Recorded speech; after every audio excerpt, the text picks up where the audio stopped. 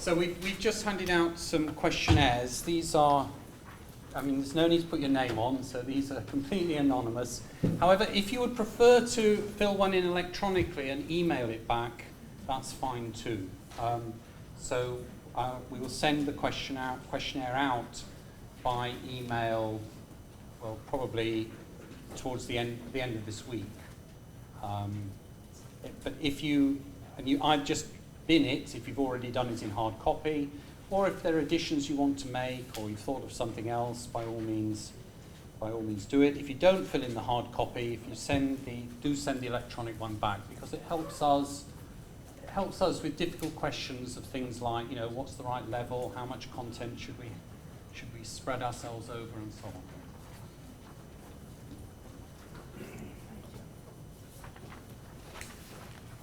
Go on.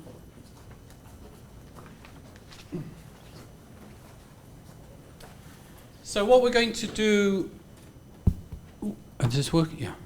What we're going to do now is really, we've talked quite a long time, and we've also got a number of questions stored up anyway. There we go. But I think perhaps the first thing is to call for more questions and or comments or contributions from you, because we've talked quite a lot, and pedagogically it's much better that we be more interactive. I was the worst culprit, I think, in the sense that my talk was a bit dense and perhaps overlong. So really it's over to you, and we've got a microphone here because these sessions are being video recorded. It's perhaps best to use the mic. So perhaps the way we'll do this is stick your hand up if you've got something to say, and each person who says something then looks round for the next person's hand and hands the microphone on. Perhaps let's do it like that.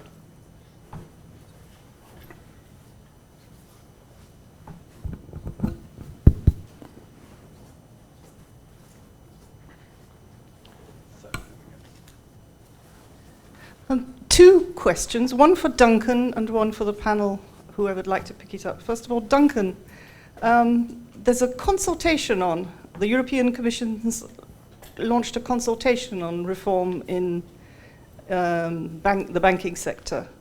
You may be contributing to it, I don't know. But if not, what would you tell them and why? I'm thinking about the too big to fail banks and what is to be done. So that's for you.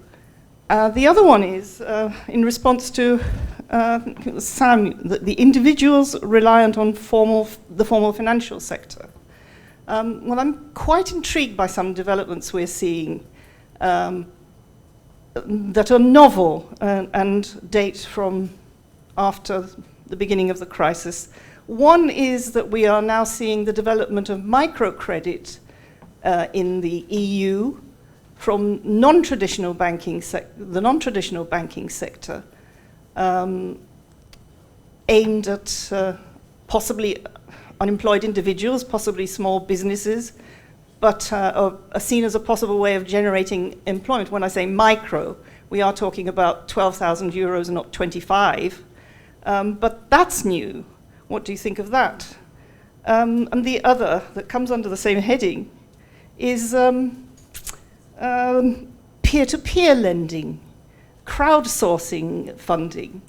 And there's a defiance about this. Individuals defying the reliance on the formal financial sector. And I think it's probably the case that many of the businesses that will emerge most of them will be in the service sector, and many of them will be to do with health, education, as in caring for grannies and childcare and or whatever, nappy washing services and the like. But all the same, it's intriguing. What do you think of these steps outside the formal sector?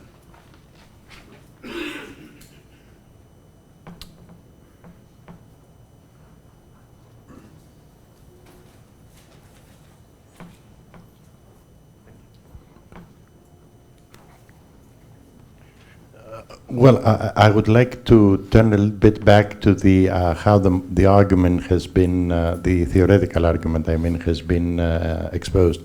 And there are certain things that personally I could not follow.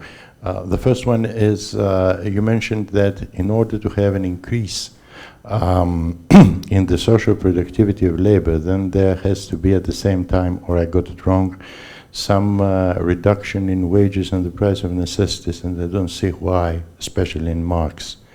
And then you took this up one step further, and you suggested that production of hand grenades or bombshells is unproductive labor, which again I cannot understand, given the definition you gave yourself.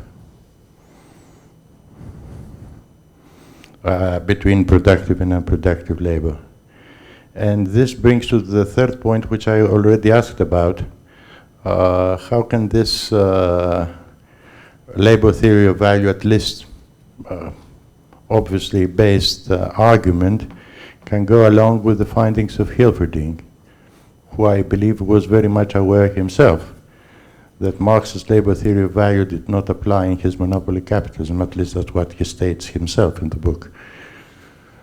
And to take it one step further and conclude this small sequence, in this regard, why does financialization has to be separated from the contradictions of the profit-motivated growth in the end? Because basically, in order to define financialization, there is an implicit assumption or an implicit argument which suggests that it is because finance became predominant for some reason that financialization eventually emerged, taking all these various forms. For instance, I would argue that financialization emerged out of the contradictions of the profit motive. I don't see how this can take things out of the whole argument that you presented, which touched on many important issues. I don't see why you need that to establish the argument.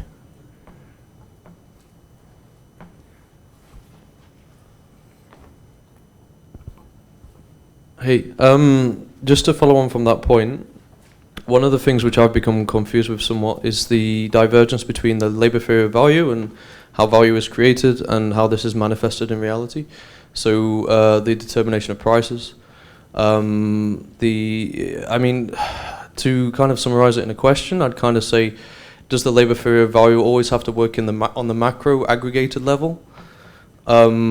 And does it lose weight when it's applied to the micro level? I mean, for instance, getting a sound kind of calculation, like you first in the first lecture, there was some calculations that were put forward which were based on Marx's Capital. Is it possible to hammer out actual solid empirical calculations to connect this labor theory of value with micro reality? And also, the third lecture, it kind of seems like it's all just one big Ponzi scheme. And, you know, and if you could just maybe give me some thoughts on that, you know. Here you go. Yeah. Mike, just... Marxists like to bash the bankers, and I wonder if we can also see the other side of things and see, you know,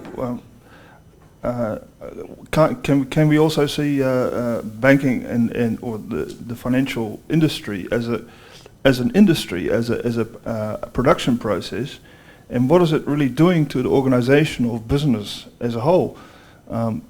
We've talked sort of a bit about, well, quite a lot about all sorts of different financial trends and so forth.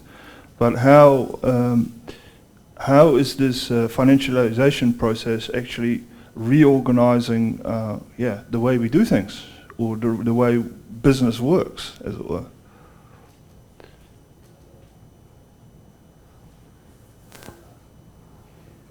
Okay, perhaps just so that we don't get too much to answer. Perhaps we could go through at least some of these relatively quickly and then throw it open again to the floor. Is that okay if we do it like that? Okay, let me just answer some specific questions. Okay, one was about relative surplus value. The idea here is to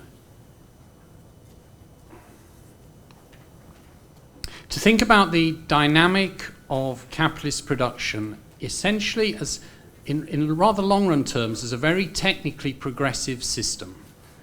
That is to say, competition in the marketplace forces individual capitals to innovate or effectively to go bankrupt. That's what actually happens.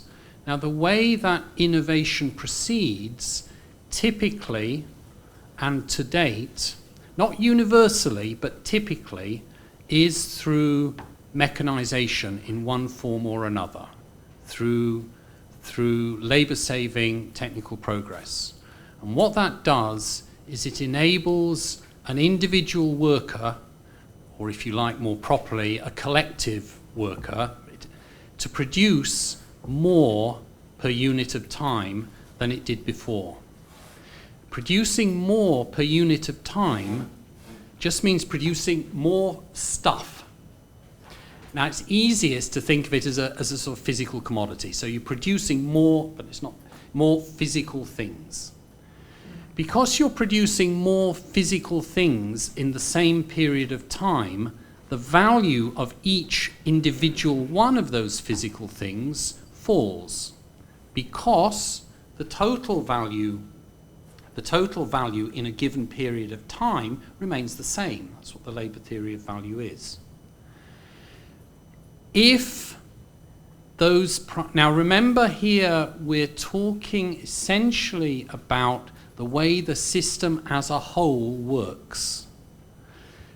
So if the value of those physical things, if those physical things are something that enter into the customary standard of living of the working class, then that's basically a reduction in the value of labor power. That's perfectly compatible with an increase in the real standard of living, because it's a reduction in the value of labor power in the sense of it's a reduction in the portion of total social labor that goes to wages. That's not saying that the portion of total physical stuff bought by wages falls. In fact, historically, it's increased. We know that. Okay, so the discussion of relative surplus value is not about wage cuts. It's about falls in the value of labor power. Now, you might then say, okay, what's going on here? If the value of labor power is the wage multiplied by the value of money, then that's saying the wage multiplied by the value of money must fall. But that's perfectly possible for wages to rise in that situation, but then that throws attention on what's happening to the value of money. So it's not, emphatically not, about wage cuts. Okay, I don't know who it was who raised this, but anyway, so maybe I didn't explain it clearly enough. The second thing, just quickly, relating specifically to my talk, was about, is military production unproductive? Again, this is a misunderstanding. Perhaps I missaid it. I thought I had asked the question, is the army unproductive? Not the production of military hardware. Okay, so it maybe I just misstated it, and if I did, that was a mistake. So is military production unproductive? No, it's generally productive. Is the army unproductive? Yes. Okay, and there's no contradiction there. And then the last specific question to me was about the labor theory of value and price formation. Okay. This raises a whole set of questions that we haven't talked about, but so let me just say, and for those who know about these things, this is the transformation problem. I have a particular view about this, and but there are plenty of different views. But your specific question is, can we use the labour theory of value in a micro sense to look at, what is happening at this particular production process, to this firm or whatever? My own answer to that would be no. The labour theory of value just doesn't apply in that sense. And one way in which to think about that is to ask the question, well, what governs the behaviour of firms? So if you take a typical big firm, medium firm or small firm, doesn't really matter. Take a typical firm. If one thinks about its behaviour, if one thinks in those terms, its behaviour is governed by its competitive strategy, broadly speaking, and it's governed by its competitive strategy because the amount of surplus value it produces is tiny compared with the amount of surplus value out there. Okay? And that's true whatever the size of firm. That's true of Apple, it's true of Microsoft, it's true of BP, it's true of ICI, it's true of Volkswagen. It's true. The amount of surplus value a particular firm produces is a small, sometimes tiny fraction of total surplus value. Given that, then clearly your competitive strategy is to try to get as much surplus value as you can. Right? But given the source of surplus value, it's a much better strategy to try to do this in the marketplace, right? In general. So a firm's competitive strategy is, yes, it's to do with, screwing down its own labour force as much as possible and so on, but there's much, much, much more surplus value out there. And so I would argue that in a micro sense, it's better to look at how a firm positions itself to try to gain a much larger portion of the pool of total world social surplus value than any other way of looking at the firm. I don't know if that helps. Okay, those were, and then what do I think about peer-to-peer lending and microcredit? I don't really know. So I will pass this on now to, who's next? Probably won't cover everything, but I'll make a few points.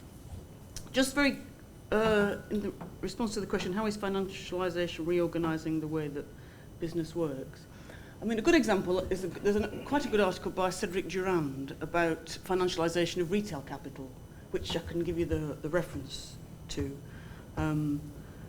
So he's, he looks at he's looking at essentially at big European supermarkets, and he traces how these capitals use profits from financial investments in order to boost their shareholder value, and how they're reorganising their own production lines in order to achieve this.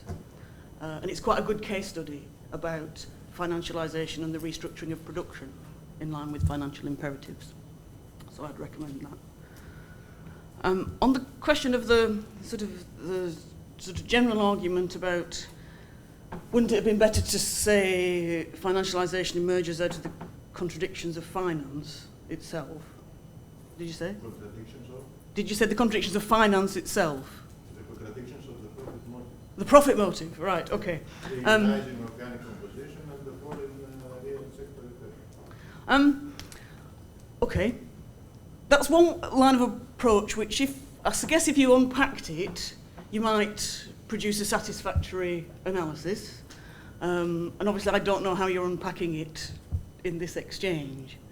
I think I prefer a kind of more historical analysis of systemic changes in accumulation, rather than seeing things emerging out of the contradictions of the profit motive. Perhaps that's a slight methodological disagreement, but I think I find it more helpful to look at the actions of both state and capitals post the 73 crisis, and to look at the interconnections between intentional promotion of finance and the intentional dimensions of state policy in promoting finance for particular reasons, but how they also combine with other unplanned and often quite molecular processes. So actually, in lots of ways, I actually see financialization in quite conjunctural terms. But that, you know, the conjunctures have coalesced into systematic change, and I think that's different methodologically. But I'm sure we could come back to that. Just on the last point on microcredit. Personally, I'm a sort of critic of sort of microcredit and lots of the sort of the Milford Bateman, Milford Bateman's work critiquing microfinance. I tend to agree with that. And one interesting thing, certainly, that's observable in South Africa is how you see the development of the formal financial sector in complex ways related to the growth of the informal financial sector. And like tracing out the interactions between the formal and the informal sector is quite illuminating. One of the, for example, let me try to be brief. One of the motivations behind the strike wave in South Africa last year, of which people may recall there was the massacre at Marikana, which is going to be talked about in the conference, was the rising levels of debt amongst mine workers. And actually, that's quite complicated if you try to look at it in terms of whether it's just formal or informal, because they're quite interconnected. So some of the debt is through lending by what are called machinistas, who are just guys at the factory gate who say, you know, I'll give you this now. I'll come in a week's time, give it me back with the interest. Yeah, payday loans. Yeah, absolutely. They're just payday loans, but they're at the factory. They're at the pit head, and the form of security is the cash point card. So I'll take your cash point card for a week, and I'll give it you back in a week's time. And this is really quite informal thugs. A lot of gangsterism surrounding this sector, but a lot of the reasons why people are turning to these sorts of practices is because of the garnishee orders, which is tied into retail capital. So if you buy your fridge on the Never Never, on the HP, often you sign a form at the time you buy it, which says, you know, if you fall behind on your payments, the firm can put in an order through the courts, which the repayments will be collected directly from your salary. Yeah, it's, you know, not unusual. In South Africa, there's no limit on how many of those you can have against your salary or what proportion of your salary they can deduct. So people buying more and more, getting formal sector credit, are being forced to turn to the informal sector as garnishee orders mount up on and being deducted against their salary. People are getting very confused about their salary because it seems to be going down and down as the garnishee orders kick in. So there's quite a lot of interconnection between the formal and the informal. With respect, sorry. I will answer the question. No. I'm saying that there's now the EU has decided this idea of microcredit. It would be interesting to borrow from the developing world, in the developed world, in the EU, and they're trying to kickstart lenders of microcredit, albeit with 3 zeros, in the EU, because banks are so reluctant to lend to people without the credit record. My answer is beware. I think. And the peer-to-peer? Well, I mean, I don't think it's a kind of revolt against the financial sector, really, no. Or I don't think it's a very effective one, put it that way. That's perhaps a better formulation, in my opinion. might also be supportive of the financial sector in the EU, which has already overlent EU households, and so now they're looking for a new set of customers. Yes, actually, I think that's a very relevant point, because a lot of this is caught up with the literature, which is World Bank's very big on, which is the unbanked, which, I mean, we've talked about the origins of the 2007 US crisis in subprime mortgages, which again was a form of integration of the previously unbanked into the formal financial sector. Low-paid black workers, Latino workers, poor whites, previously redlined and denied access to credit, then become the new market and get credit thrown at them. In the developing world, the idea of promoting financial inclusion is enormous, but by whom and on what terms and to what end? I mean, the banking system in South Africa has been extended into rural areas by massive mobile phone companies. I just don't see why it shouldn't be the post office, to be completely honest.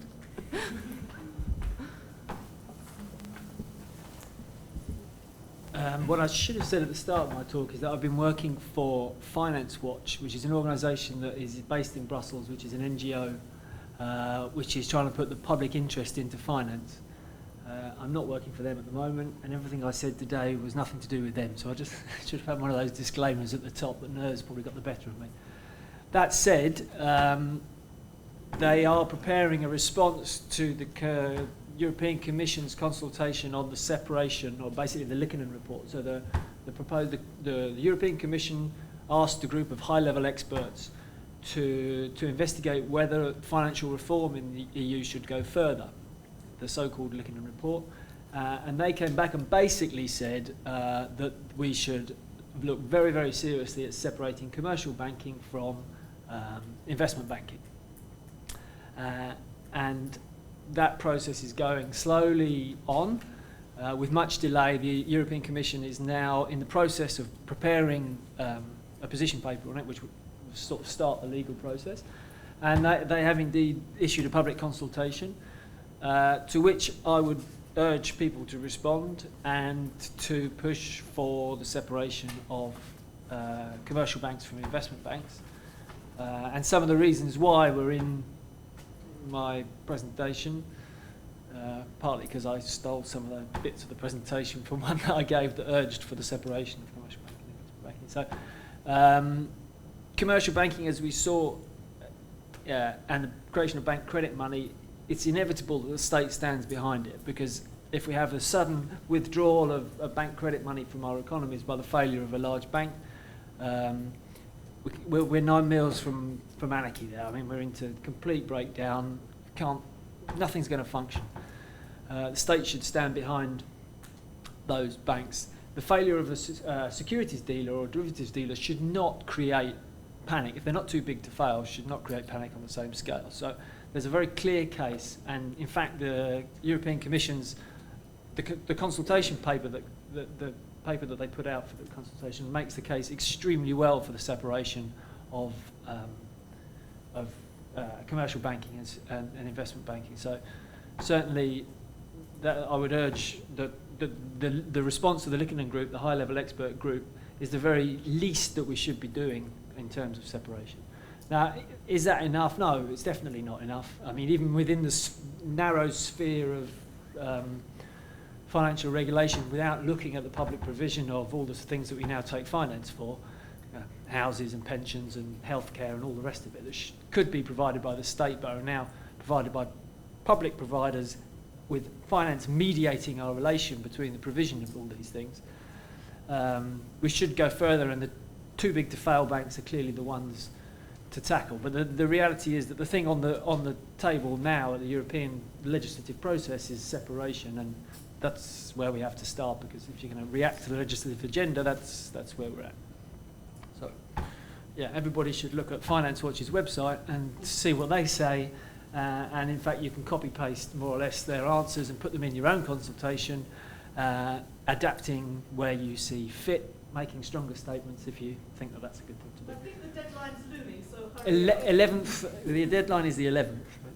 I left just before the panic of the final submission of that consultation. No, but everybody should have a look at the Finance Watch website and feel free to put your consultation in and use Finance Watch's work as a guide, but by all means go further. Right, what else did I want to say? On the reorganisation of capital, mentioning Durand paper, which I haven't read, Julie Froud and the Kresk group have also got some very good papers on how, in particular, I think mark-to-market accounting kind of has this sort of insidious effect of creeping into organisations, and instead of buying a machine for 20 years, kind of straight line depreciation of this thing over 20 years, the way that textbooks used to teach you to do management accounting, let's say. More and more things like mark-to-market accounting make you start to think of bits of your firm as for sale. And then that starts to sort of alter the way you think about your firm. And they've got at least 2 very good papers on this sort of transformation and how finance, private equity and sort of the M&A part of an investment bank come in and start to make you think about your firm, not as a long-term prospect that's creating surplus value over the long term, but as bits, as an assembly of bits that can be bought and sold. So the Kresk guys, mainly in Manchester, are very good on that sort of thing. They're online as well. Yeah, they're all free. And on the sort of peer-to-peer lending stuff, I don't have much to say, but Elif, as an expert, so if she wants to, she should say something about that. On peer-to-peer and consumer finance in Europe, just because, we've got a room full of experts and we should use it. And then the last thing I wanted to say was the Ponzi scheme. I think the thing is that if you get to the end point where I had the banks facing institutional investors in these markets as the only ones with enough money capital to be kind of credit-worthy counterparts against each other, because when you're trading this derivative, it's exactly cut off from reality. So it's not like there's any money coming from borrowing or lending. In order for the derivative to have value, you need to be paid by your counterpart. And the only ones with great big piles of money capital are the institutional investors, the pension funds, the hedge funds, the insurance funds, and the banks. But then you look where they're getting their money from, and they're getting their money basically from us, so from labour, if you like. So it's, in a way, it's just another form of exploitation. So I think it's not a Ponzi scheme unless that exploitation becomes so bad that it kills the, there's no labour left, which is what we were talking about earlier. I mean, it's another way that capital is taking money from labour. It's not on the factory floor. It's through the payday loaning, and it's through the fact that we have to buy health insurance, the fact that we have to buy a private pension, we have to do all these other things. But basically, these guys are playing in these markets with our money, and they're paying themselves out of it. So it doesn't really matter for them if we win or lose, or if they lose money, because they always get paid along the way. It's a bit like the roulette. In that sense, it's a bit like the croupier on a roulette wheel. So it might be a Ponzi scheme in the unsustainable sense if capitalism is really undermining itself and we're heading for some almighty bloody crash of capitalism. But assuming that capitalism will find a way to regulate this, then it's another form of exploitation, I think. And you can have debates about whether it's a whole new form of exploitation or it's the old one in a different form and all the rest of it, as Sam was saying. Sorry, can I just before coming back to you, there's one thing I want to emphasise, which follows directly on from what Duncan said, which is, excuse me, that exploitation as a word, evaluative parts of it apart, exploitation as a word means that there is some sort of unequal exchange going on. So value equivalents are not being exchanged. And in the limit, you might have a value on one side of the exchange and nothing being given in value terms in exchange for it. I mean, which is, you know, the extreme form. So there are plenty of possibilities for talking about exploitation. Marx in Capital, though, focuses on one particular type of exploitation in which value is created, and he focuses on the difference between what labour power costs and what labour creates. Okay, so that type of exploitation for Marx is value creating. You can have lots of other types of exploitation. They don't create value, but they're still exploitation in the sense that there is some sort of unequal exchange going on. So I actually talked about this in my talk. Is unproductive labour exploited? Yes, of course it is, right? But it's not value creating. The exploitation does not create value. So one needs to make a distinction between exploitation that creates value and exploitation that doesn't create value. It's still exploitation, it's still an unequal exchange. I realized also that there were two questions I haven't dealt with that I would like to come back to, but I've already talked a lot, so let's just throw it back. But one last thing I just want to say very quickly, since people were recommending things to read. The three best things I think on the financial crisis are Michael Lewis's book, The Big Short. Penguin book, excellent, right? Racily written and just amazing. Then there is a book by Gary Gorton, an academic book called Slapped by the Invisible Hand. He's a neoclassical economist. He's a finance professor at Yale, but he was also in the heart of it working for, what was the big insurance company that went? Working for AIG? Yeah. Working for AIG. He was in charge of their financial modelling of credit default swaps. So he was slapped in many ways by the invisible hand.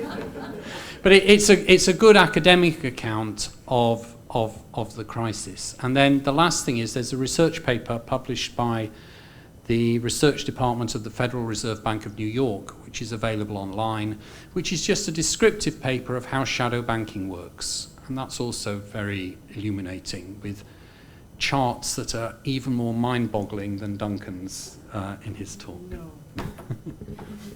Okay, so let's throw it back open. I don't know where the microphone's got to. It's just there. Can you pass it backwards? Thank you. There's the guy behind you. Oh. And then if you could pass it forwards after. Yeah, Duncan, can you explain or describe what the impact of derivatives trading might be for commodity-dependent, primary exporting countries, their export earnings, the stability of their economies, and so on and so forth, if there is such a link. And Sam, when we discuss financialization, would that also include perhaps reclassifying different assets and suddenly as financial assets? So, for example, if there was an infrastructure project which involved, let's say, so-called private-public partnership between, say, underwritten by, let's say, public finance, and then it's on a build, operate, and transfer basis, and there's a stream of financial revenue coming in, and so will that be the kind of process which what we would have considered traditionally as means of production now suddenly become a financial asset? Would that reclassification be part of it? And Simon, first of all, in terms of your exploitation, I still have problems with that. It sounds like naked robbery to me if one ends get everything and the other doesn't get anything. Sounds more like some form of coercion, non-economic or extra-economic coercion, and so on and so forth. I'm not too sure where that will begin or end if we start that discussion, but just to express some reservations there. But more to the question that I wanted to ask. From what you describe in terms of the operation of the labor theory of value, there can be instances when it's structurally probably not allowed to operate. So, for example, you mentioned peasant production. If could you describe it as circumstances which are not being allowed to operate fully? So, if there's, for example, peasant producers who are, yes, of course, partly primary commodity producers, but on the other hand, produce for some subsistence, and therefore there's no mechanism where the consumption of the food that they produce there's productivity increases and the value is dropping, and even if industrial workers in a city, let's say in Africa, part depend on this present production. Is there a blockage somewhere in the operation of the labor theory of value? And also, does that mean then, what does it mean for the wages? Does that mean that those African workers are overpaid because the component of their consumption basket isn't going down? Its value in terms of productivity isn't going down. Am I making sense? I don't know. But it seems to me like there's a bit of a conundrum there. Thank you. Okay, straightforward, the woman in the green dress, and then there was somebody there. Well, about exploitation, if exploitation means like unequal exchange, what about super exploitation? And another question is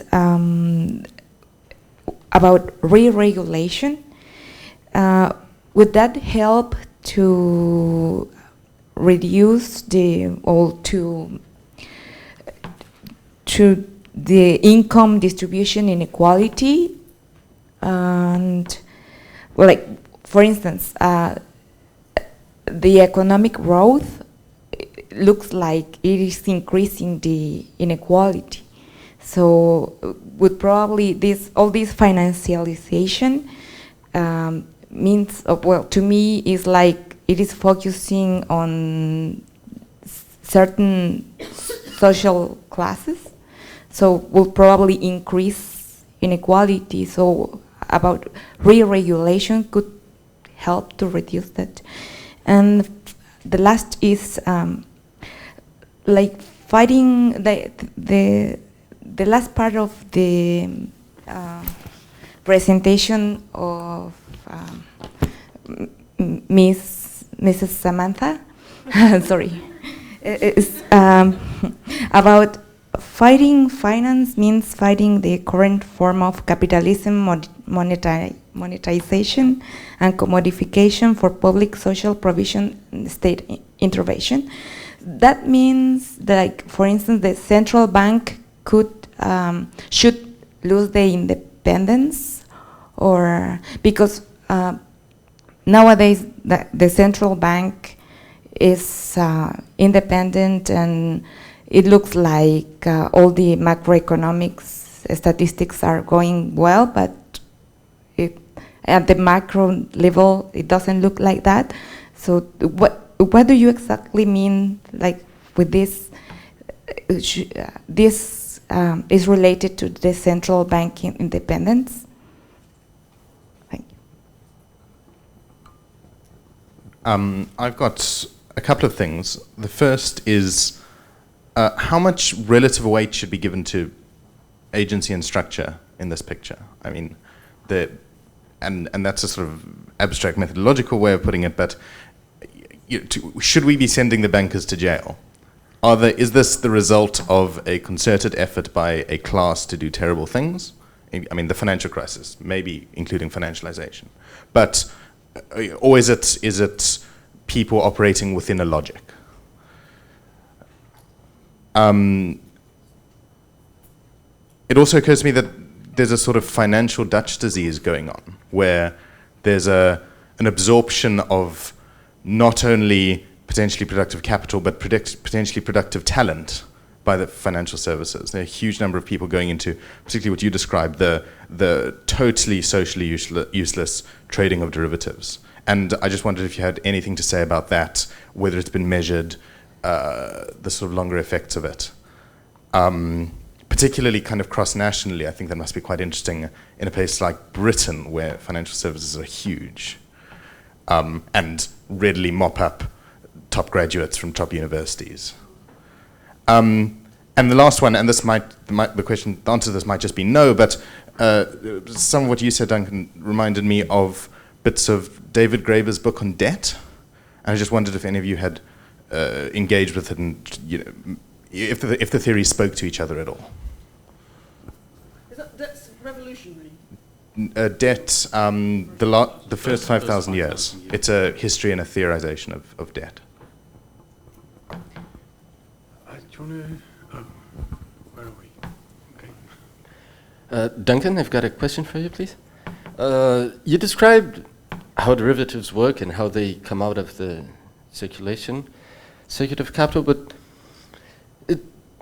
what I was thinking is that they at least seem to me to have got a certain link to the production process, in the sense that it doesn't seem at all possible for me for us to have these large transnational companies without there being derivatives to cover their operations. If they deal with 20 wages, 30 currencies daily, they do at least seem to me to need a deep market of derivatives to kind of hedge their operations. I'm kind of drawing on Brian and Rafferty's book here, Capitalism with Derivatives, even though I do not completely agree with it, not at all. The idea of derivatives as creating commensurability, especially for transnational companies, does seem like something necessary. So would you agree that? And the corollary to this is, if that is true, if multinational production requires a deep market of derivatives, can re-regulation in a progressive or somewhat like that manner actually reduce financialization, or is it a current feature that we will have to deal with? There was a question over here, I think.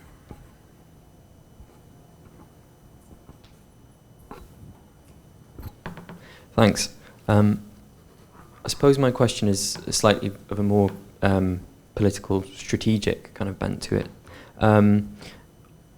On the question of, someone mentioned before the case of the UK, where the financial services sector is so highly developed, and I just wondered if you could say a few words on the prospects for how you go about reforming that system. And you've talked about breaking it up in things like financial transaction taxes and things like that. But I suppose the concern is, although I'm very sympathetic towards those kind of calls for reform, it does leave the question about what else an economy like the UK has today, apart from financial services. I mean, its industrial base has been so diminished over the preceding decades, and is a country like Britain left in this kind of unenviable position where it has few other, I use the word advisedly, but few other success stories than finance in terms of industry.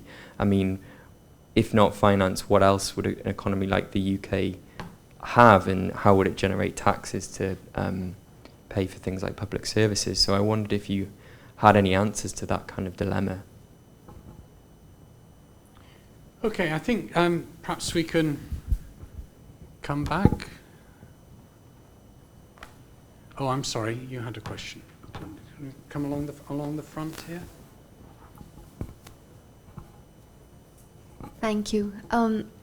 I was quite interested in the relationship between post-Keynesian theory and Marxist theory on financialization that Samantha mentioned.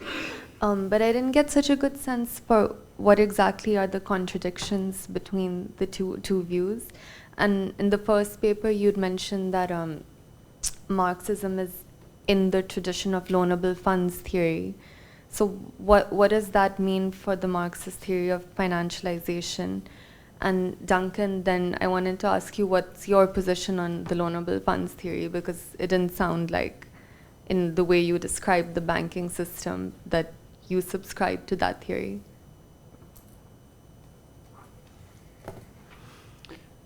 Okay, a few small issues really to deal with. Who's going to go first? Well, go on. Okay, let me deal with some things I think are relatively straightforward before tackling some things that I think are not. Somebody asked something about peasant production and the labour theory of value. And I guess my view here is that countries with significant portions of peasant production nevertheless exist within a world market. So they exist within a world capitalist system. And therefore I would expect continued pressure by agribusiness upon that peasant production. in particular, in the long run, to separate such peasants from the land and to create a landless working class. Does the labour theory of value apply to peasant production? Well, in that sense, yes and no. I mean, no in the sense that it just doesn't. If peasants have access to the means of production, they have access to the means of production, end of story. But I would expect the insertion of those countries in the world market to have effects on the longevity of that peasant production. That's really all I've got to say about that. What about super exploitation? I'm not sure I know what that means, and therefore, do I think it's a useful concept? Probably not. But I would need to know more about what it actually meant. Graebner on debt is interesting. I've only started to read it, so I've only read the first 2 chapters. The guy needed an editor. It's a very wordy book. It's interesting. That's all I've got to say about that at the moment. But I would like to say something about regulation, agency and structure, Keynes and Marx, periodization and financialization, all in about a few sentences. And that is to say that, and this is my own personal view, that it makes sense, I think, to think politically of capitalism in terms of different fractions of capital, which may or may not be closely related at different periods of time. But I think, broadly speaking, a caveat just before I begin. I think what I'm saying certainly applies to the United States. I think it certainly applies to the UK. I think it certainly applies to Anglo-Saxon economies. Whether it applies, this is what I'm about to say, whether it applies to other economies, I am not certain. But I think capitalism proceeds in terms of large cyclical fluctuations of the rate of profit. And these fluctuations are not mechanically determined in any sense, but when you get turning points, you get a crisis. And there are obviously, in any cyclical movement, there are 2 types of turning point, upper turning points and lower turning points. That's straightforward. And Marx has a great deal to say about lower turning points. These are crises, falling rate of profit types of crisis. And in the 20th century, we've witnessed just one of these through the 1970s and culminating in the end of the 1970s. Upper turning points to the rate of profit, we have 2. One around 1929 and one around 2008. And they generate, or are associated with, to put it as weakly as I can, they are associated with rather different types of crises, which Marxian economics traditionally has struggled with, whereas Keynesian economics hasn't, because they often turn out to have very important elements of effective demand problems. I also think it makes sense to talk of the eras of deregulation. I know we've talked about regulation, but basically eras of deregulation of relatively free markets as culminating in upper turning point crises. And those periods up to the crisis are essentially dominated by what one could call rentiers or finance capital. So what I think has happened in the 20th century is you have a long upward movement of the rate of profit, which culminates in the era 1929 to 32. There is then a long period of transition before a rather weak form of social democratic economy is instituted in the late 1940s. So it's a long period of transition from 1929 through to 1946. And we know it was a very complex period of transition because there were a lot of intervening factors as well. But one reason it was so long was that the people involved in the transition didn't really know what they were transitioning towards. If you look at Roosevelt's New Deal, it was policy on the hoof. The sort of social democratic British economy that emerged after the Second World War was formed in the 1940s during the pressures of war. So people didn't know what they were moving towards, and that was one reason, certainly not the only reason, why it took a long time for a new sort of economy to be established. That new sort of economy is essentially dominated by industrial capital, and it's a very regulated sort of economy. We know what happened to it in the end. There was a severe profitability crisis in the 1970s. By the end of the 1970s, there was another transition, a very short transition when finance regained control. And the reason it was a short transition is finance knew exactly what it wanted: privatization, deregulation, liberalization, and so on. And that's the economy that, in my view, came crashing to an end in the crisis that started in August 2007. As a result, in my view, we are currently living in a period of transition. It doesn't seem like that. It seems like all the old prerogatives of finance have been re-established. But I actually don't think that's true. I think it is a period of transition, but it's likely to be long, complex, and messy because we don't exactly know what we're transitioning towards. What we will eventually get, I think, is some form of re-regulated economy and some sort of attack on the growth of inequalities that have developed. In a similar way to in the late 1940s, you got an attack of what had developed in the pre-war economy. But, you know, none of these things are inevitable, but that's essentially how I see it. And I think, you know, that, of course, raises enormous problems of agency and structure and Keynes and Marx. But I think one of the interesting things about the present crisis is that the economists who are the most radical in terms of their policy prescriptions and have the most publicity are, in fact, who are they? Stiglitz and Krugman.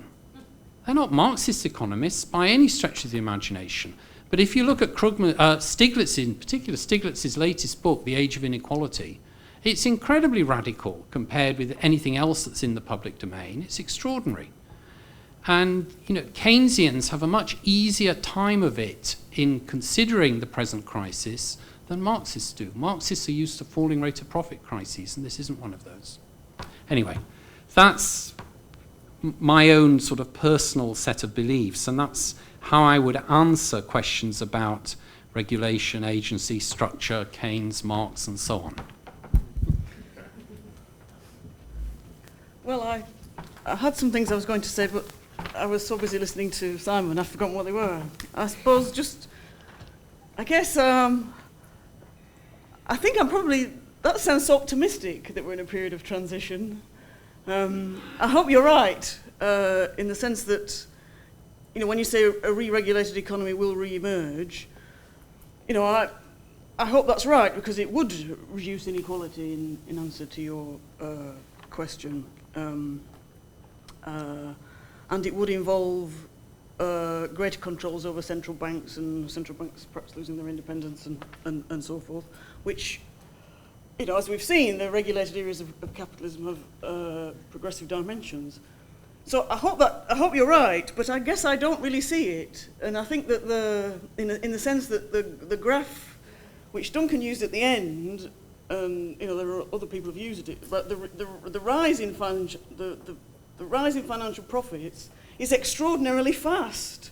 You know, the cliff is very deep, and then the bounce back up, to me, took me by surprise. So I suppose I find that difficult to see that as a period of transition. I perhaps think very little has changed, unfortunately. And that I agree about Stiglitz and Stiglitz arguments about inequality and so forth. Well, Stiglitz, I saw he comes to South Africa quite a lot. He likes us at the minute. I mean, he was quite, last time I saw him, he's quite honest, talking about how all his policy recommendations are systematically ignored. And his interpretation for that is relatively shallow because it's agential. It's just they have so much power, they block all these arguments. But it's not without a level of explanatory power to go back to structural agency. Shall I stop there, or? I'll stop there, yeah. I had other things, but I can always send them out. Well, I certainly don't think you should send ex-bankers to jail. That's the first thing. Before we go any further. So I was just saying we shouldn't send ex-bankers to jail because, you know, just get it straight first. I think the danger with sending bankers to jail is it makes a nice headline and then you don't change anything structurally. So I think if you do want to change things structurally to the system, bankers to jail doesn't get you very far, to be honest. And then the other thing, what else can we say? I don't know, the question about the chain of commodities, I'm afraid I don't know very much about it, but ask Susan because she's the expert, as I'm sure you know. In fact, Sam probably knows more about it than I do. The one I did think I might say something half sensible about was your question, like the Brian and Rafting, is it necessary sort of thing. I think that there's one thing to say is that what I was trying to do was to start with this picture where something like 7% of derivatives are traded by a non-financial company, and say 90-something, well there's a statistical bit in the middle, but 90-something are traded between dealers and other dealers, or between dealers and financial firms. And what I was trying to do in the first instance was to say, well, what's a sensible way to explain this? And the neoclassical argument would be something along this sort of hedging line, is that, in fact, and just to rewind a moment, the 7% includes non-financial firms acting as speculators in the markets as well. So, you know, it's Porsche trying to take over VW by playing in the VW option markets, and it's as well as that, it's also when banks come to a firm and say, the firm says, I want to borrow euros, and the bank says, that's fine, but it'd be cheaper if you borrow in dollars and then do an interest, do a cross-currency swap with me to swap. So all of that 7% of the market includes the currency swap to get your issuance back to the currency you want it is not really, that's not really hedging. You know, that's just the bank selling you two products selling you something you don't want and then selling you something else to make up for the fact that it first sold you the thing you didn't want, if you see what I mean. So you've got to reduce that 7% even further. So now we're talking about 3% or 2% of all notional outstanding.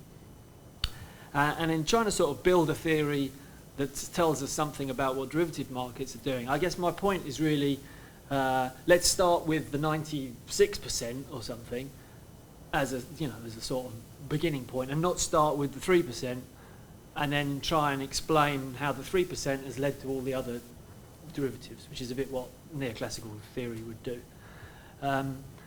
But there is a point to when we come then to what we're going to do about it, and if we're not taking some sort of revolutionary road here, but we're talking about what can we do to the system to try and make it more acceptable, then chipping away at the 95% would seem to be the way to go. And in a way, you don't even need to ask if 5%, if we had 5% of what we have now and it had helped firms hedge, would that be better? In a way, we don't even need to know what the answer to that is. Do they need that 5% or not? Who knows? What we do know fairly clearly is that we don't need the 95%. So, in a sort of reformist way, if you like. I can see George at the back of the room telling me not to be so bloody reformist. Let's get rid of the 95% first, and then we'll answer the question, are firms better off if they have hedging or not hedging? I don't know anything about loanable funds theory, but it feels like I should, because there's something from what was said before, that derivatives seem to fit one pattern and securities fit another. And it's again about this mark-to-market thing, where the spread of mark-to-market through the... I said I didn't know anything about it, and then I kept talking. The spread of mark-to-market through the economy is in lots of ways facilitated by taking something that you can't sell or you're never going to sell, like the machine we were talking about earlier, and then observing a price for something similar but not the same in a market somewhere, and then applying it to my thing that I can't sell. That's what happens with derivatives. So there you're observing markets prices in primary markets and kind of changing your behaviour because of it. But you're never going to sell, you can't sell a derivative claim This almost never happens. You don't sell a machine in your factory that you've bought for 20 years, but you might market to market. And so I think if we're talking about do we take prices from primary markets or secondary markets, there's something to be kind of worried away at there. What does UK have if not finance? I don't know the answer to this, but I think people like Kresk again and NEF, New Economics Foundation, would point out that in fact manufacturing still has, I'm sure it has a much larger job share than the city. I'm pretty sure it still pays more tax than the city.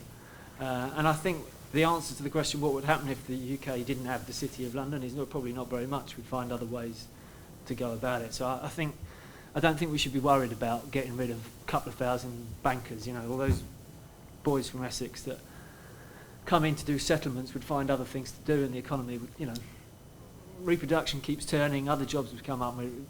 We wouldn't know. I think this is a tactic by the city in order to not be regulated. When they say we're all going to Geneva if you tax us, I think the clear answer should be go on then, bugger off. We'll see what we can do without you.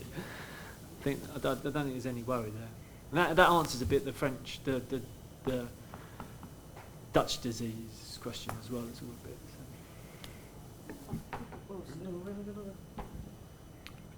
I think we can go on for as long as people want. I think the video recording will probably stop at 5, but it's okay. Thank God. So at 5 + 5, we're all revolutionary and going for the Soviets. That was a joke. Just to add to what Duncan was saying, one thing that interests me about financialisation is how similarities emerge in what you might think would be very dissimilar circumstances. So when you think about who to compare sort of South Africa's financial system and workings with, actually comparators, quite useful comparators, are the pigs. The Portugal, Ireland, Greece, Spain, which would, I wouldn't necessarily think would be. There's such different economies and societies, but the sorts of processes unleashed by financialisation have given rise to similarities, which relate to questions of industrial policy. So the way that industrial policy comes onto the agenda, and the employment creation and manufacturing and so forth, becomes quite similar in the pigs as it is in terms of how it's been discussed in South Africa. But also relates to the question of Britain and manufacturing base and state intervention and how Britain probably would survive without with a reduction in financial services. But then that raises the question of if financial services are to be or finances to be reduced, what's it to be replaced with, and so on, which is about state intervention. But it also relates to the question what was posed in terms of financial Dutch disease. How talent is attracted by the financial system. South Africa is a fantastically good example of this, because South Africa is an economy dominated by mining and finance, and we see graduates who in the universities who go into either. So you get brilliant critical students who literally go off and work for Standard Bank, partly because what are the options available? What are the employment opportunities for educated graduates and so forth. So I don't know if I'd call it financial Dutch disease, but there certainly is. It certainly attracts people. I can stop there. Just with money, I agree about the question of reclassifying about assets, and the question of PPP and infrastructure and what's means of production and what's financial assets. These are all very interesting questions, and Christopher Brett is very good on this. I can give you some references by him. But I would also say it's important to underline surplus matters. So one interesting thing about state intervention, discussions of state intervention in South Africa today, I would point to, is that whilst sort of since '94 there's been a huge explosion in the financial sector, almost now the discussion is much more around, heck, we've forgotten surplus, we've forgotten the real surplus, we've forgotten the real economy. And, in not necessarily positive ways, the discussion is much more now around how you is well actually about resource-based industrialisation and using resources from mining and developing infrastructure to support mining. That's actually the policy discussion, which is really about surplus. It's saying we need to worry about the surplus in the real economy. The danger to get a bit South Africa specific, but the danger is what it does is it reinforces the old patterns of accumulation, because it reinforces the core sectors, the core extractive mining sectors, and leaves the pattern unchanged. Botswana's moving up the vertical chain, the diamonds. I'm sort of conscious that there are at least two other questions that we haven't really talked about at all. One is Hilferding and the labour theory of value inconsistent? About which I have to say I'm not going to say anything, because the answer is I don't know enough about Hilferding. But however, I'm semi-confident that people on either side might. And secondly, the other question was, what makes Marxists think that finance is not about production? Or some question like that, something about, isn't the banking industry important, and so on. And I think all that I would say about that is that, yeah, there clearly is something called the banking industry, and it clearly is production in the sense that there are inputs purchased, there are costs, and there are outputs in that sense. I think all I would say is that it isn't value creating, and that's end of story. And I think the reason I would say that is that to say that it is value creating creates too many problems elsewhere for Marxian economics. And it may be one's response to that is, well, so much the worse for Marxian economics. But if you think, or I think, Marxian economics is a framework worth adopting and developing and so on, then too much is lost to the general theoretical structure in calling finance a value-creating industry. And in particular, what is lost, I think, is the notion of the circuit of capital and the distinction between production and circulation activities. And I think that's rather important in Marxian economics, because without it, you don't have a secure notion of competition as competition for the creation of surplus value. You don't have unequal exchange. I mean, there's just too much that goes. And if one thinks the theory, that the general theoretical structure is important, then you're left with this sort of narrow definition of productive labour, and you have to work with that. It's too destructive to the other parts of the theory to adopt anything else, is my view. Do either of you want to say anything about Hilferding and the labour theory of value? I think this is a question we will consider further. So, anything else from you guys? Oh, yeah, one there, and one behind as well. Yeah, I had a question I asked before to Sam. I think we missed that one. It was about, again, Hilferding, but how he conceived of the increasing financialization as a possibility of having a socialist revolution simply by, rather avoiding the requirement for a revolution, and instead just seizing and nationalizing financial capital. I was wondering what you thought about that, if that is a viable strategy for achieving socialism. And behind you, somebody behind you?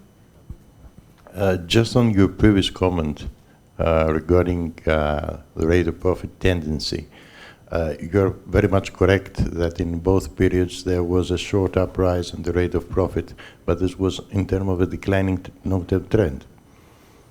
Rate of profits never fell during the 30 years of financialization, but they actually never rose as well. They fluctuated around a relatively stable trend. The question then is, was sufficient capital destroyed in the 1970s great stagflation so that we could have a recovery?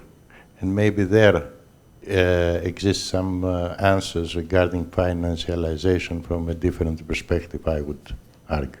And if you want, you can comment on that. Oh, right. Can we microphone this side? We have several hands.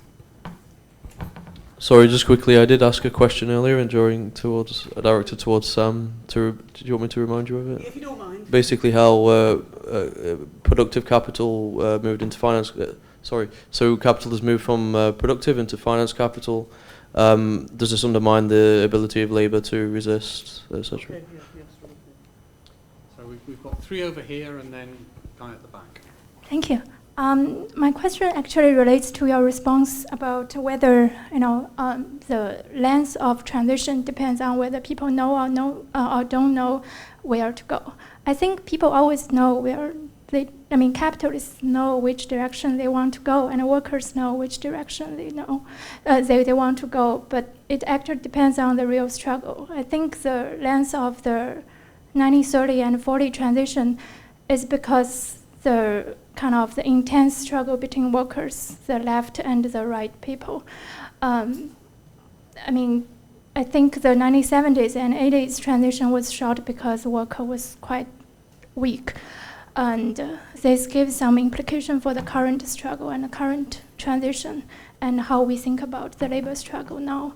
So my question is, shall we actually narrow ourselves into the discussion whether we need to regulate or re-regulate, more regulation or less regulation, or we should kind of drag our discussion into more kind of left direction in order to kind of put the discussion back at least to the middle or to the left.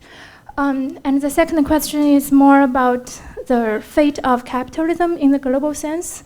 I'm wondering, how you think about a declining Chinese, growth, economic growth, and a reluctant to recover Europe and a slow to recover America. How these kind of things gave some implication to the fate of capitalism. I'm not, limited in which kind of capitalism, whether so-called golden age capitalism or neoliberal capitalism. Shall we think about things beyond these kind of discussion? Thank you. Thanks. Well, this is really directed towards Simon. I'm intrigued by your comments about the idea of being in a transitionary phase between the previous financialized model and moving to perhaps a new re-regulated form of capitalism. I was wondering what the signs are of that, if that's your interpretation. Personally, I share more of Sam's skepticism and pessimism perhaps about the current situation and see signs of relatively little having changed, but I'd be interested to know what evidence or signs you could point to for the kind of transition that you suggest.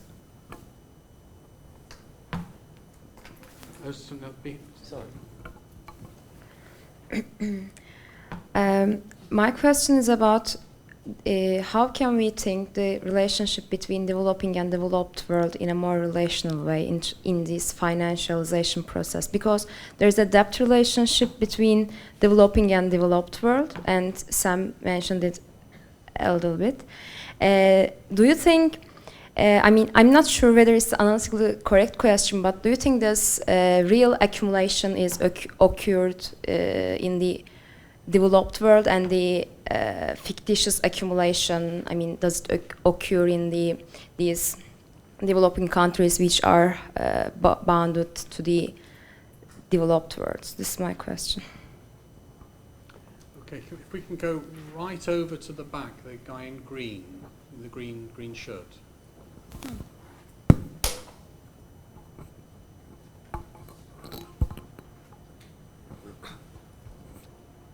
Hi, I'm interested in corporate fraud. That's my study field in a way, and I'm just wondering how you in a financialization group theorize, think about, and so on, corporate fraud in the banking industry, finance industry, and so on.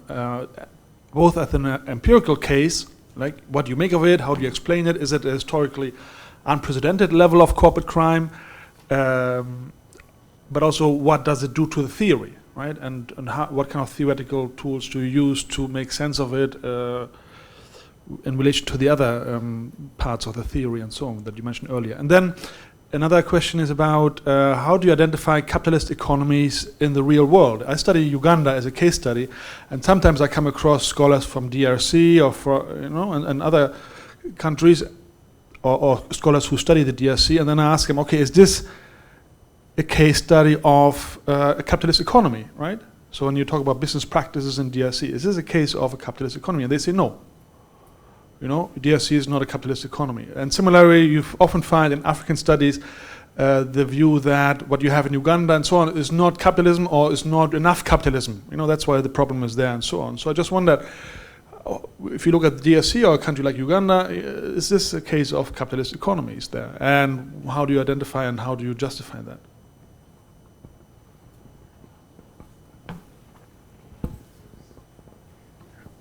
I'd like just to ask a kind of a speculative question, if you'd care to comment about it.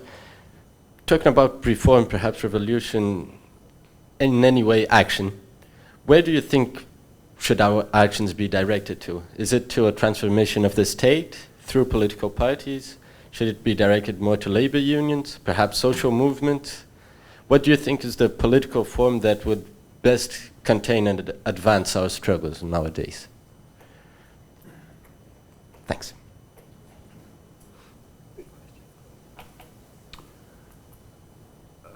Still. No.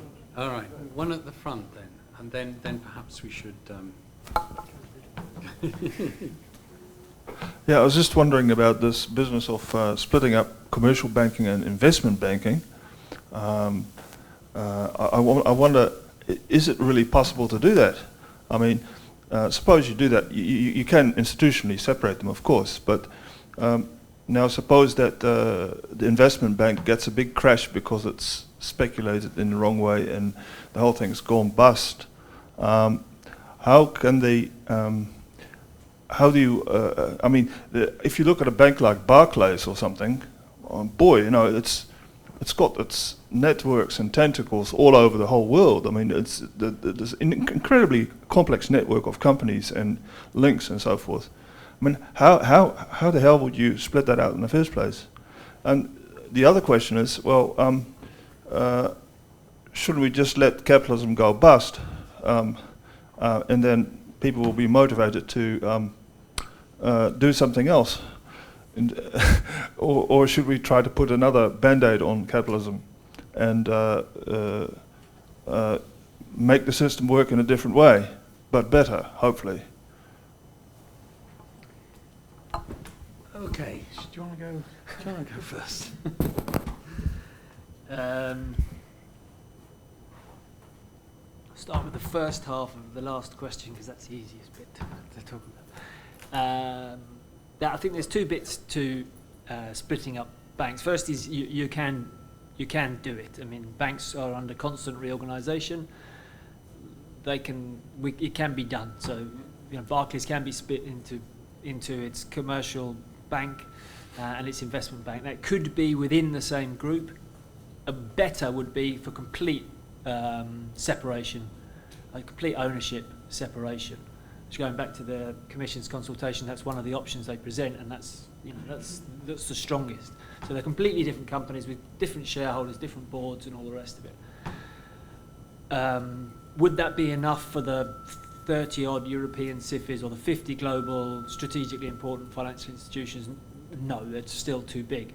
Part of the thinking would be that if an investment bank had to stand on its own and wouldn't benefit from implicit state support, then many of the products that got done through the 2000s, CDO squared and all this sort of thing, insurance on CDO squared and CDS on CDO squared and all this sort of stuff that got done, wouldn't have got done because it wouldn't be profitable anymore.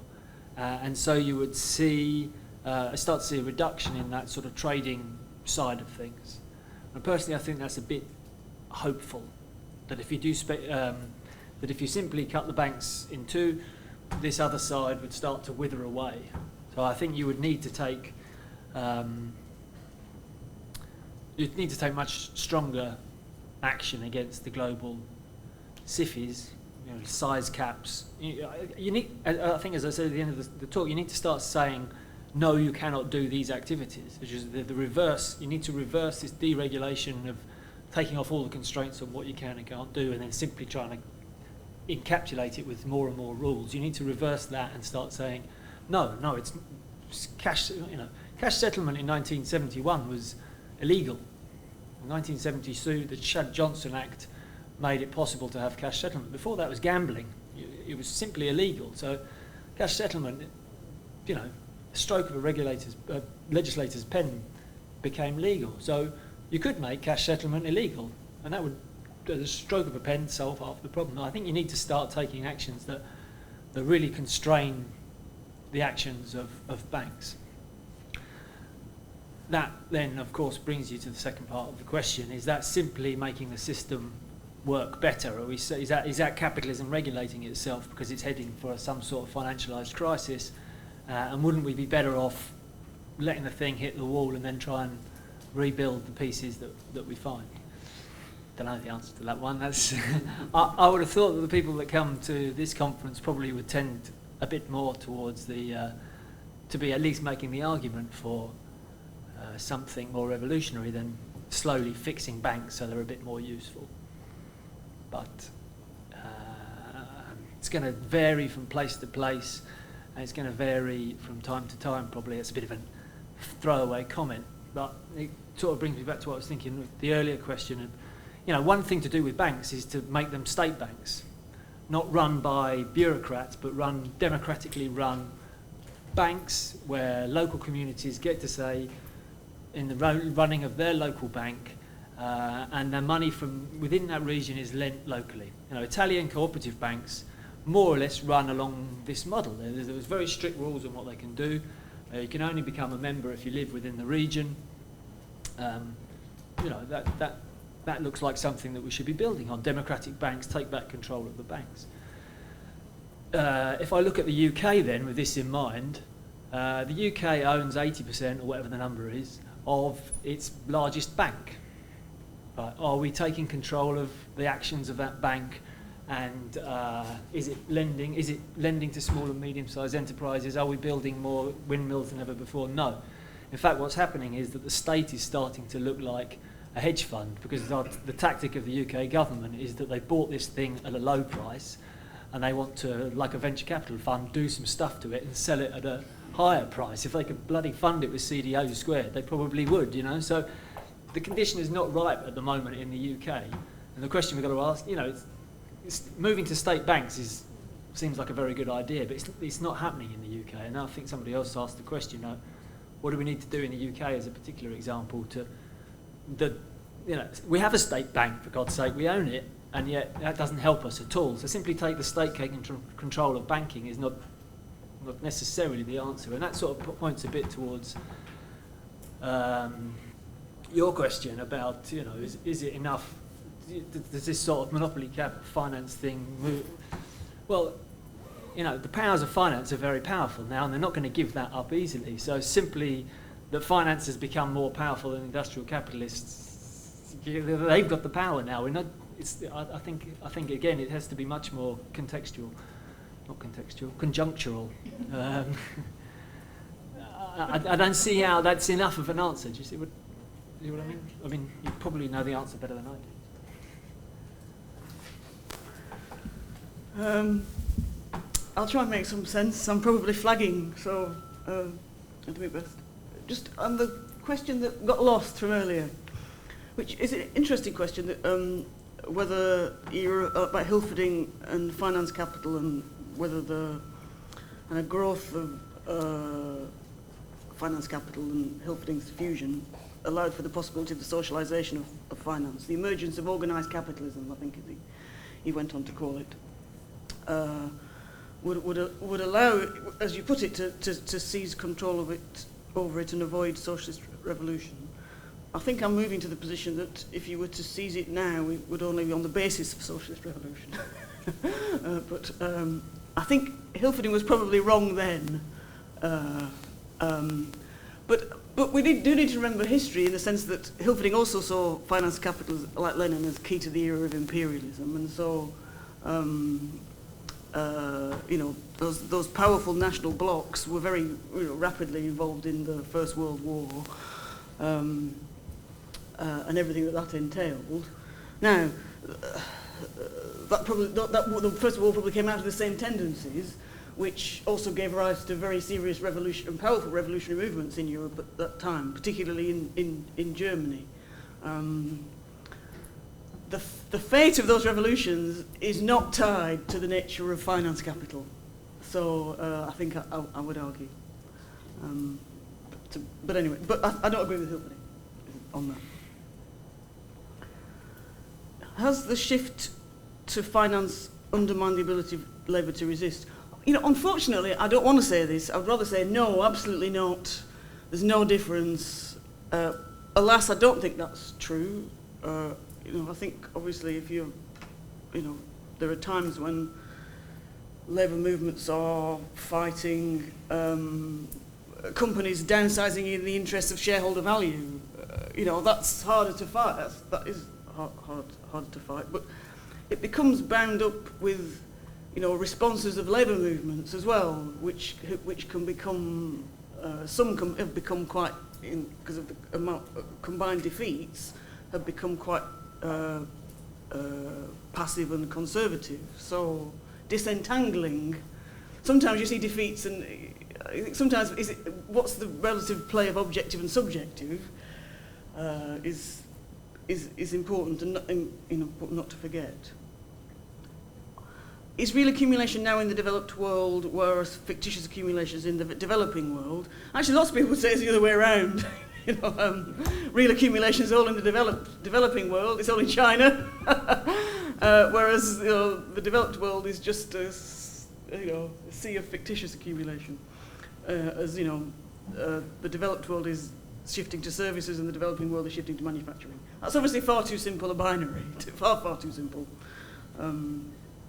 But it makes more sense. A question of the DRC and African economies and whether they're really capitalist relates to the earlier question of what do you do with complex social formations, and then what's the dominant logic, or the primary logic of the system. So that's about underdeveloped economies, which have often small capitalist cores, but that's not to say that they're not capitalist. In my view, the question of whether there's enough capitalism, that's a very old debate, long complex questions raised around Bill Warren and all that thesis and so forth. Okay, personally, I find the notion of combined and uneven development extremely useful when you look at developing world economies. And we need to look at the kind of complex amalgams, which is what Trotsky calls them, of old and new forms. And actually, finance brings in new forms which add into the complex amalgams. So I tend to see things in those terms.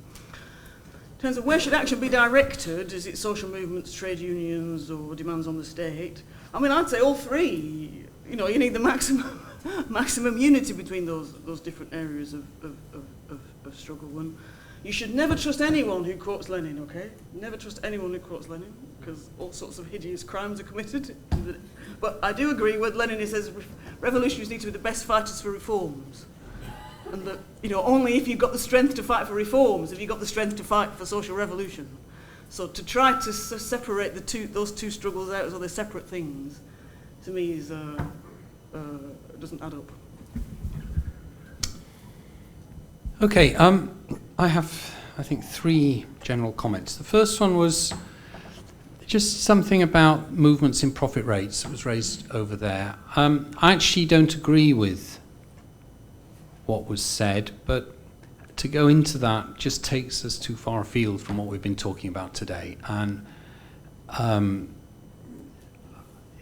anybody, if I've written on this at some length, if anybody wants to email me, I'll send them a PDF. End of story. Second question. Declining Chinese growth rates, I think you raised. I think a decline to 6%, Western economies would give their eye teeth to be growing at 6%. So I think, but it does raises a general issue. It doesn't really, it sort of relates to the question you asked, but it's something that I find that nags at me a bit, which is that maybe what we're seeing in the world today is a complicated adjustment process to the rise of China. That developed, advanced, or whatever you want to call them, capitalist economies are having to adjust to the rise of China and associatedly to the rise of the tigers and the second-rank economies like Vietnam, Indonesia, and so on, which are also growing very quickly. So, I just throw that out. We haven't really talked about it at all, and it is unlikely there will be no adjustment process. We need to think about that. The third thing I want to say is rather just generally about, do people know where to go? What are the signs of transition? What's the length of transition? What's the political form of struggle? And so on. A whole sort of nexus of questions around that. Should we be good social democrats or should we be revolutionaries? What do we want? And so on. I guess what I would say in response to that is that all pressure of any sort that shifts contemporary opinion and politics to the left is a good thing. But I would also say that 30 years of neoliberalism, certainly in the UK, which is the country I know best, have massively weakened the organised working class, and it would be silly not to recognise that. It may therefore be that the best one can hope for under current conditions is some sort of re-regulated social democracy of some sort, however much it sticks in the craw to say so. That said, if you jump back to the autumn, let's say, of 2006, very, very, very few people knew what was going to happen. And capitalism can change very, very quickly. So while personally I'm not particularly optimistic, I look at the sort of social democracies that are on offer and it's profoundly pessimistic. But nevertheless, one should temper that pessimism with a realization from the history of capitalism that things can change very, very quickly. And anything that contributes to the shifting of opinion to the left is a good thing. And I don't want to get drawn into, does that mean you're a dyed-in-the-wool social democrat? What about the revolution, comrade? And so on. It's all grist to the mill, I would say. And I would just leave it at that. I guess it's 5:30. We should really draw things to an end so we can go sit in the sun somewhere. Let me just say two things to wind up. One is, if you haven't filled in the questionnaire, please do so unless you decide to do it electronically, okay? And we will send out an electronic copy. But otherwise, please do fill it in. If you want a paper copy, there are more copies at the front. Secondly, to thank you very much for coming and to hope you enjoy the next 3 days of conference. Thank you.